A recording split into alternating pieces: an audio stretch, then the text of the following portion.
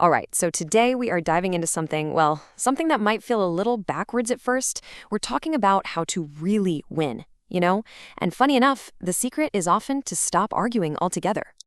Okay, let me ask you something and be honest. Have you ever been in one of those debates? You know the one, with a friend, a coworker, whoever, and you nail it. You have all the facts, your logic is airtight, you totally prove you're right.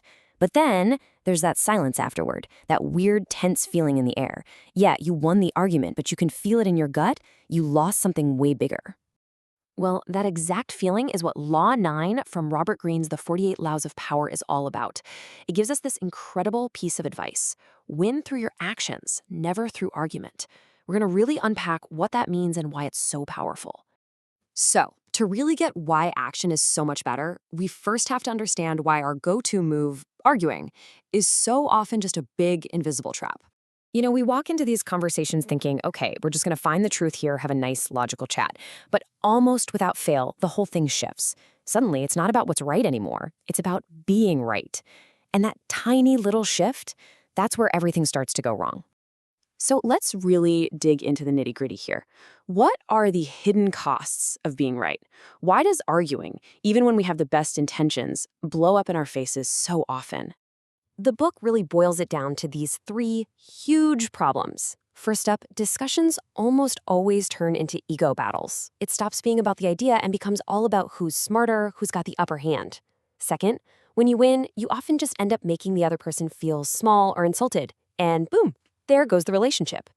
And finally, get this, psychology actually shows that arguing almost never changes someone's mind. In fact, most of the time, it just makes them double down on what they already believed. And this right here just lays it all out, doesn't it? We start out with this noble goal. Let's find the truth. But what we end up with is a messy battle to protect our own egos. And once ego walks in the door, you can bet that logic just walked right out. It doesn't matter how perfect your points are, you can't reason with someone who's just trying to save face. Okay, so if arguing is a trap, what on earth are we supposed to do? Well, this is where things get really interesting. We're going to pivot to the solution, which is just so much more powerful, so much more elegant. It's about showing, not telling.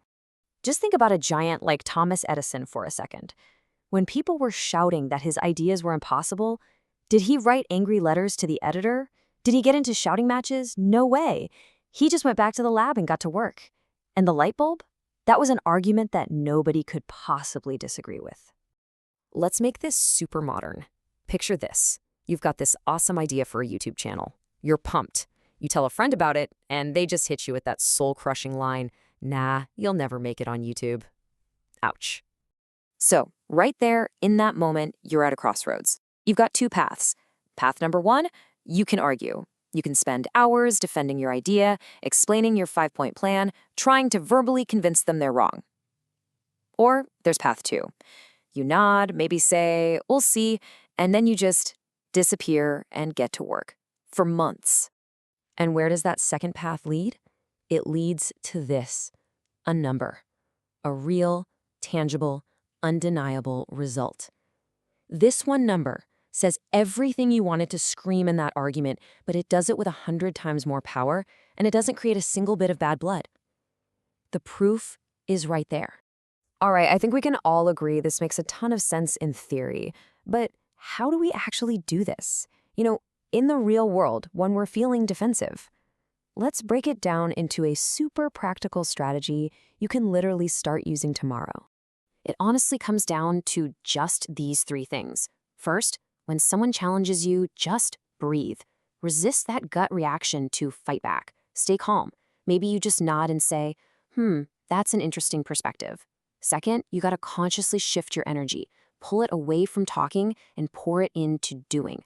Put all your focus on actually building the thing.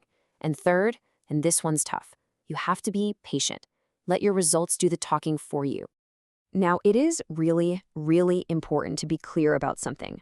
This law is not about being a silent robot or avoiding every single conversation. Of course not. Healthy debate, brainstorming, collaboration, that stuff is essential.